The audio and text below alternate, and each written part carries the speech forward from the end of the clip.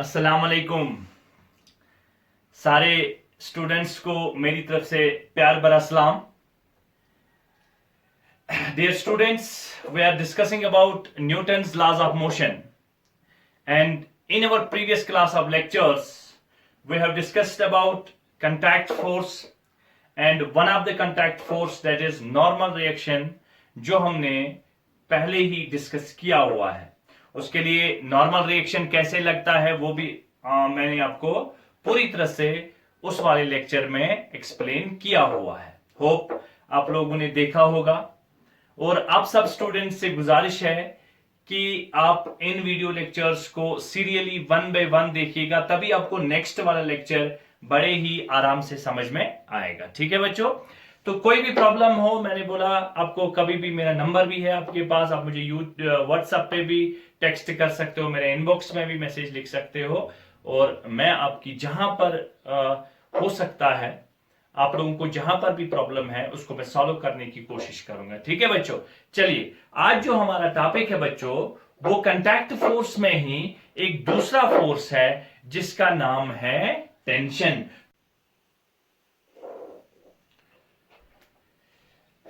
तो आज हम बात करने जा रहे हैं बच्चों टेंशन की। तो टेंशन क्या है? एग्जाम वाला टेंशन है ये? अरे नहीं, ये एग्जाम वाला टेंशन नहीं है बच्चों। टेंशन एक फोर्स होता है। फोर्स कौन सा? कंटैक्ट वाला फोर्स, क्योंकि हम बात कर रहे हैं कंटैक्ट वाले फोर्स की। जैसे नॉर्मल रिएक्शन को बोला था कंटैक्ट सरफेसेस के बीच में लगता है बच्चों।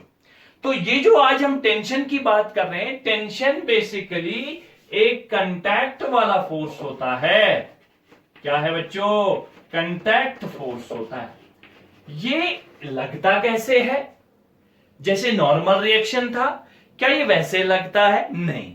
ये जो बच्चों टेंशन वाला फोर्स होता है, ये टेंशन वाला फोर्स, ये फोर्स जो है अप्लाई किया जाता है किसी बॉडी के ऊपर, अप्लाई किया जाता है किसी बॉडी के ऊपर, along the string, along the rope, यानी किसी स्ट्रिंग के जरिए या किसी स्ट्रिंग के जरिए या रोप के जरिए किसी बॉडी पर अप्लाई किया जाता है, उसको बोलते हैं टेंशन। और वो टेंशन एक स्ट्रिंग में आ जाता है। जैसे हम किसी स्ट्रिंग को ऐसे खींचते हैं तो उस स्ट्रिंग में डेवलप हो जाता है एक फोर्स, उस फोर्स को हम बोलते हैं टेंशन वाला फोर्स। ठीक है, और इसी को मैं एक एग्जांपल से समझाने की कोशिश करता हूं। और आपको बेसिकली याद, जब भी टेंशन आएगा, टेंशन किसी रोप में आता है, टेंशन किसी केबल में आता है, और जिसके जरिए हम किसी बॉडी पर फोर्स अप्लाई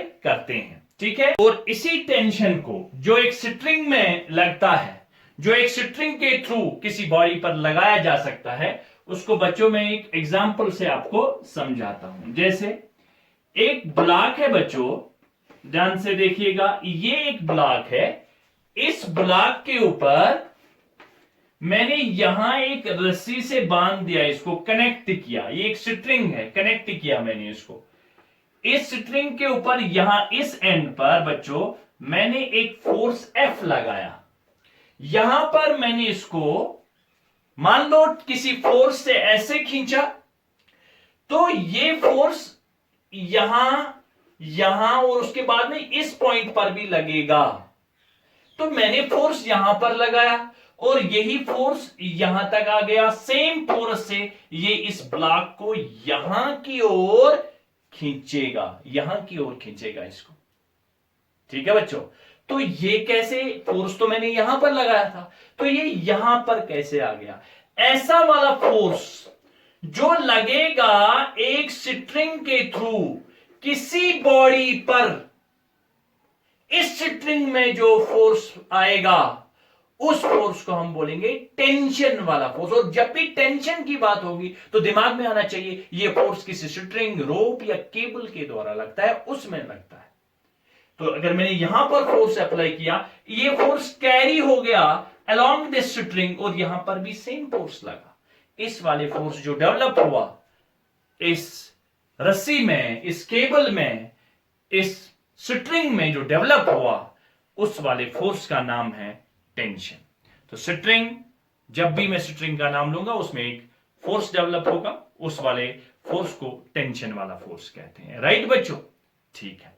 तो ऐसा कैसे, ये फोर्स इसमें कैसे आ गया? एक्चुअल में अगर इस रस्सी को बारीकी से देखा जाए बच्चों, बारीकी से देखा जाए, जूम करके देखा जाए, तो इस जूम में हमें पता चलता है बच्चों कि ये जो स्ट्रिंग होती है ये रिशे, छोटे छोटे फाइबर्स से बना होता है। माइन्यूट रिशे जिसको आप बोलते हैं, फाइबर। और अगर आप इस फाइबर के ऊपर, यहां इस फाइबर की बात करते हैं, इस पर एक फोर्स ऐसे लगाते हैं बच्चों, तो इसका मतलब यह हुआ कि जे इसके साथ कांटेक्ट में होगा उस पर भी ये फोर्स ऐसे लगेगा, वो किसी और फाइबर के कांटेक्ट, इसके पीछे वाले फाइबर ये इसके साथ कनेक्ट है, ये इसके साथ कनेक्ट है, और पहुंचते पहुंचते ये यहां पर पहुंच गया और सेम फोर्स से खींचने लगा, तो ट्रांसमिट हो जाता है, डेवलप हो जाता है।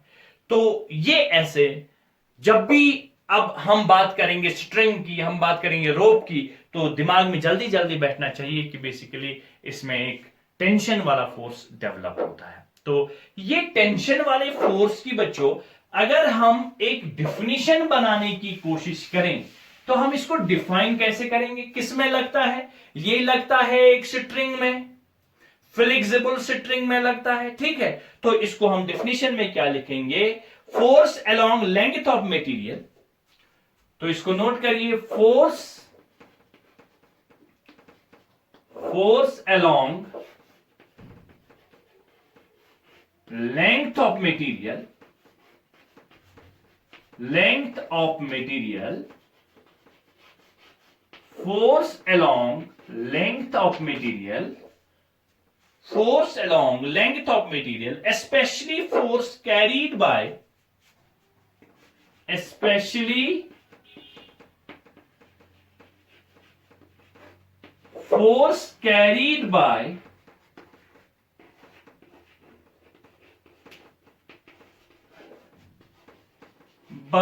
a force carried by a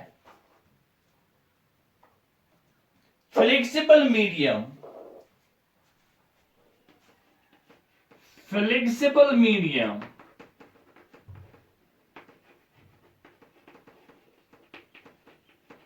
flexible medium like rope, string, etc. इसको ध्यान से देखिए, फोर्स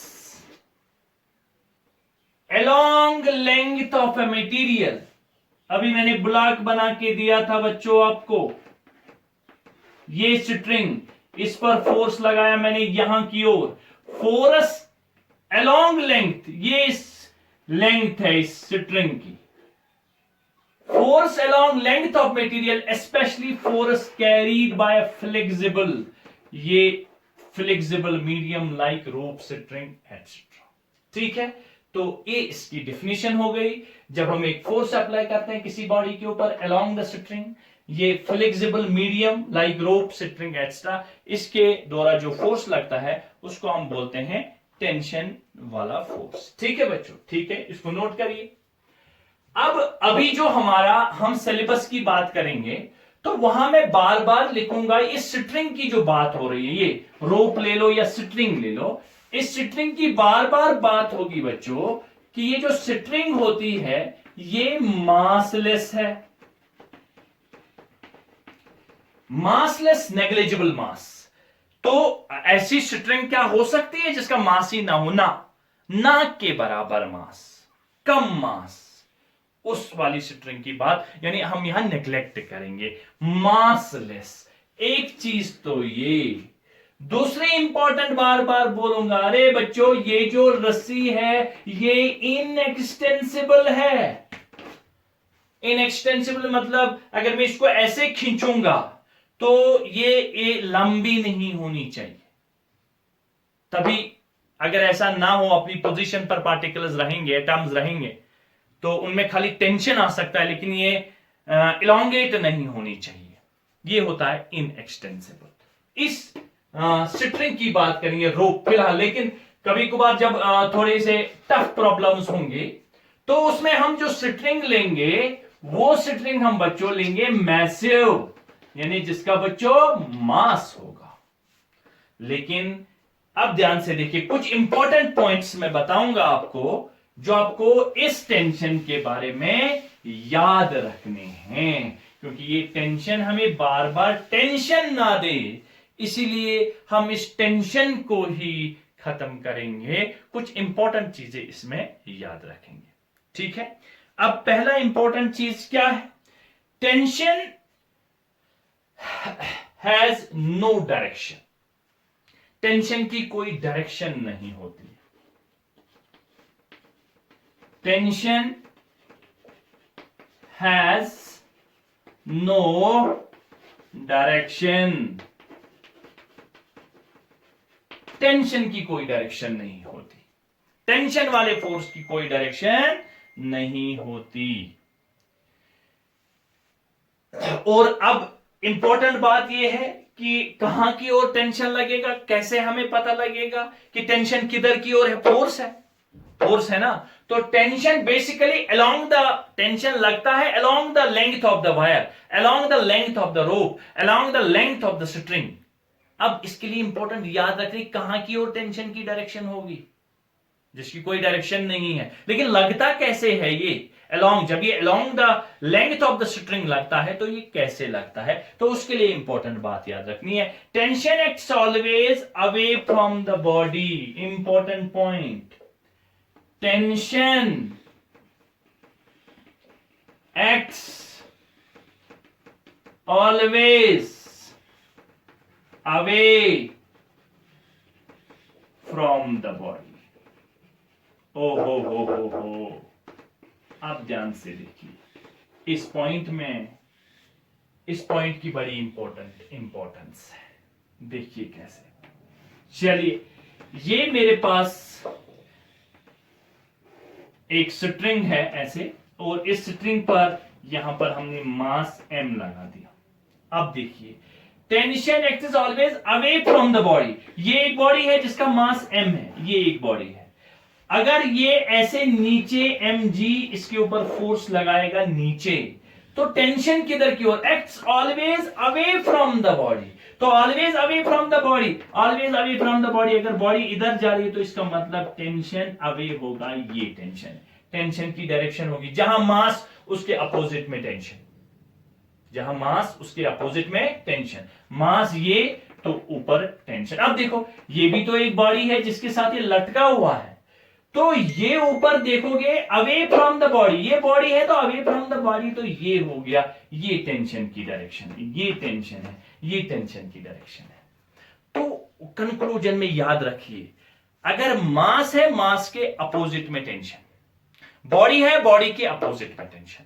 तो अगर बॉडी ये है तो बॉडी के ऐसे tension, away away away from the body, away from the body आपको टेंशन की डायरेक्शन लेनी पड़ेगी, राइट? कोई प्रॉब्लम वाली बात? अब ध्यान से देखिए सर, यहां पर जो अभी दिखाया, ये यहां से कहां होगा tension? Always away from the body, ये tension always away from the body. और अगर यहां से आप हाथ से इसको खींच रहे हो तो मान लो यहां पर आपने एक ब्लॉक लगाया ऐसे, तो ये ऐसे टेंशन, तो यहां पर ये ऐसे tension, away from the body, ठीक है। तो ये टेंशन की डायरेक्शन आपको याद रखनी है।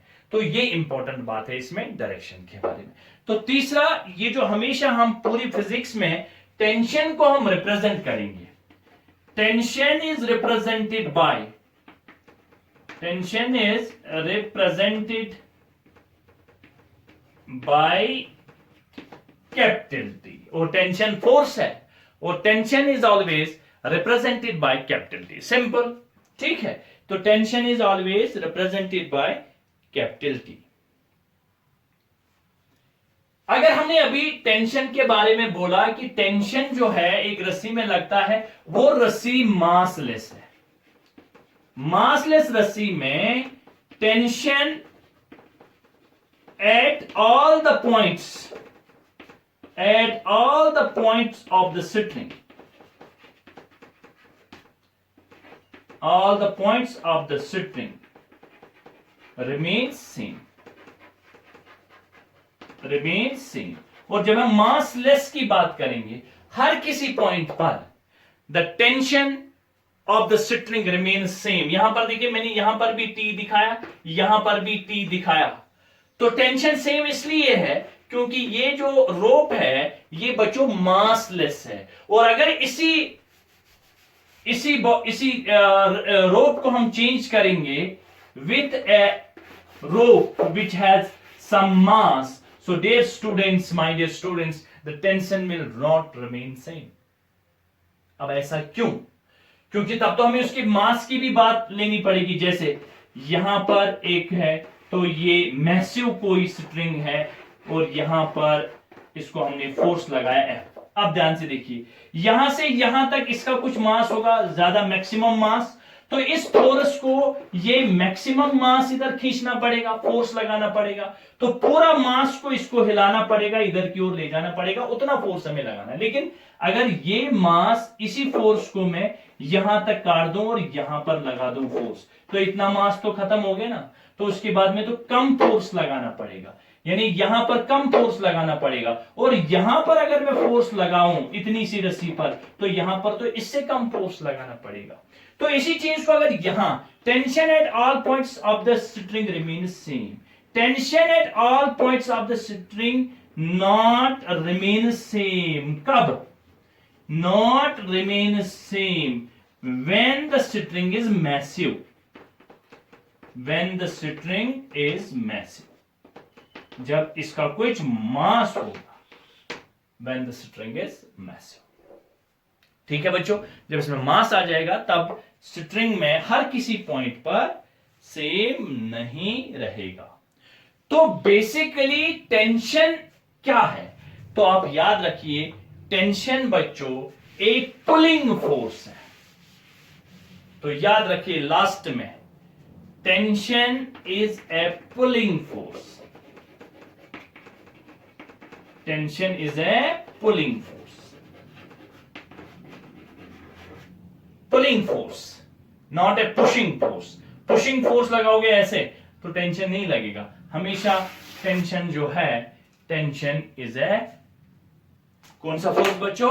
पुलिंग फोर्स होता है टेंशन। ठीक है, उसके बाद में हम टेंशन कैसे लगता है, नॉर्मल रिएक्शन की बात हमने की, टेंशन की बात हमने की बच्चों।